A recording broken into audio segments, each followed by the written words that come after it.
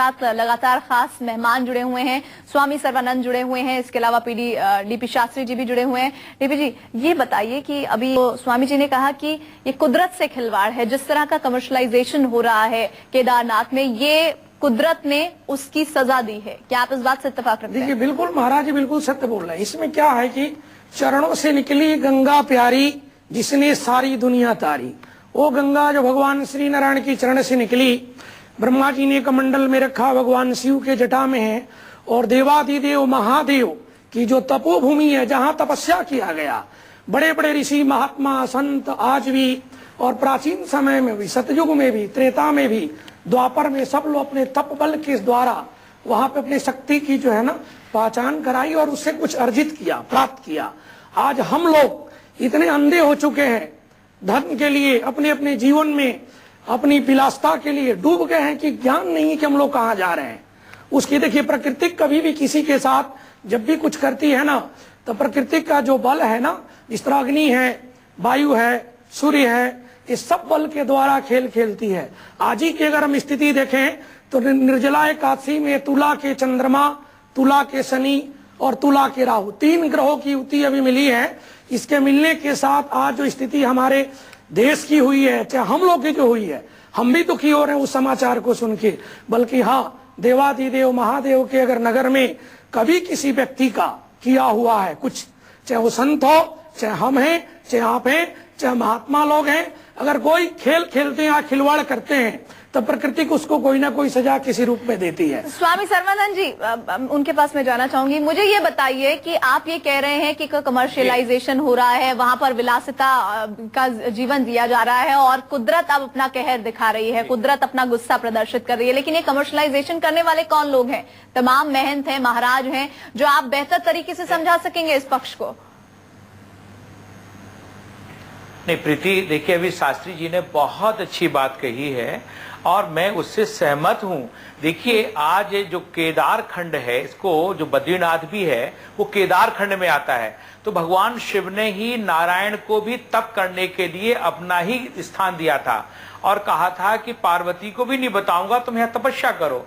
तो वहां पर तप करते हुए भगवान बद्रीनाथ पद्मासन में विराजमान है, नारायण ही पद्मासन में विराजमान है। और बद्रीनाथ और केदारनाथ का जो पुजारी होता था, साउथ का होता था, केरला का होता था रावल, वो एक ही पुजारी जाकर के, आप सोचिए कि ये 1886 तक एक ही पुजारी जाकर के पहले बद्रीनाथ की पूजा करता था, इसके बाद केदारनाथ की पूजा करता था।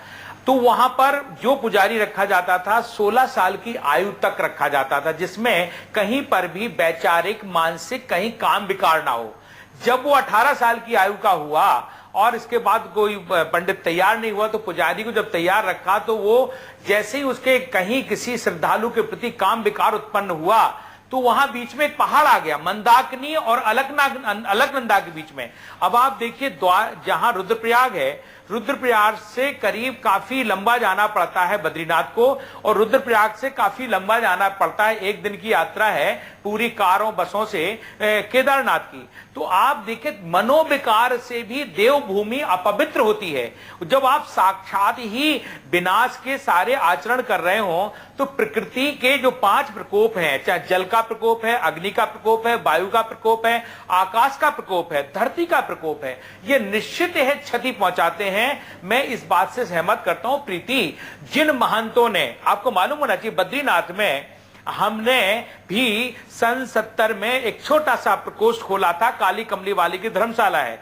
हमने जितने भी अपने साधुओं को रखने की कोशिश की, उनके जब भी मनोविकार आए, या तो कोई अलकनंदा में कूद गया, या फिर मर गया, या पागल हो गया। आप देखें तो वहां पर जो भी चाहे कोई भी महंत, या हम इसको उस पर नहीं जाना चाहते हैं, कोई भी मनुष्य जाति का, आज देखे पशु जात के प्राणी वहां अनुशासन रखते हैं, पक्षी जात के प्राणी यहां अनुशासन रखते हैं, लेकिन मनुष्य ने अपनी अनुशासनहीनता के कारण प्रकृति को क्रोधित कर दिया है। प्रकृति ने, अभी आप छोटा सा उदाहरण दें, बद्रीनाथ पट खुला तो वहां पर हमारे एक बद्रीनाथ के साथ ही एक पाताल गंगा है, उस गंगा के साथ ही उसने पहले एक बहाव दिखा दिया और 82 में वही पाताल गंगा ने हजारों को लील लिया था। तब भी लोगों को शर्म नहीं आई। स्वामी तो जी, जो मैं सवाल पूछ रही हूँ आप मेरे सवाल का जवाब नहीं दे रहे हैं। बहरहाल शायद आप देना नहीं चाहते हैं। डीपी जी, ये तस्वीरें हम दिखा रहे हैं, मंदिर छोड़कर केदारनाथ में सब कुछ तबाह हो गया है। आप यहाँ गए हैं, आप तबाही का मंजर है, बिल्कुल तस्वीर उलट है, लेकिन जब आप गए थे तो आपका अनुभव कैसा था? ये जो हम तस्वीरें दिखा रहे हैं, कहाँ मंदिर का दफ्तर है, कहाँ चबूतरा बना हुआ है, कहाँ धर्मशाला है, इन तस्वीरों को देखकर हमें समझाइए जरा। देखिए, महामृत्युंजय महादेवा त्राहिमाम शरणागतम, जो महामृत्युंजय भगवान शिव हमारे देवता हैं, जो हमको जीवन भर रक्षा करते हैं, अभी भी रक्षा करते हैं और अंत समय में भी रक्षा करते हैं। जब सब लोग हमको छोड़ आते हैं शमशान भूमि में, चिता भस्मा लेपो, फिर भी भगवान शिव अंत में भी हमारे को गति प्रदान करते हैं। वो जो कुछ भी वहाँ कुछ अभी आपको नहीं दिख रहा है, और जो कुछ भी वहाँ था, हम आप लोग उसे बनाए थे, और बनाने के बाद हम ही आप लोग उसके साथ खिलवाड़ किए।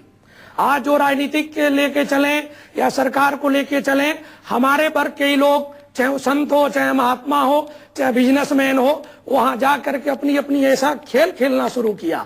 हम ही लोग उनको रास्ता दिखा है। वहां अगर मूल रूप का कारण अगर जो कुछ नष्ट हुआ है या विध्वंस हुआ है, और भगवान शिव महादेव जो उसी स्थान पे हैं, क्योंकि शिव तो देखिए अनादिकाल के देवता हैं। वो ऐसा नहीं, अगर कई हजार वर्ष तक इस तरह तांडव होता रहे तो भगवान शिव को उसको कुछ नहीं बिगड़ना है, क्योंकि वो महादेव हैं। जो ये बात आप कह रहे हैं, और शायद यही वजह है कि सब कुछ तबाह हो गया, सब कुछ हो गया, आसपास का पूरा इलाका एकदम बदल गया है, लेकिन केदारनाथ मंदिर जस का तस बना हुआ है।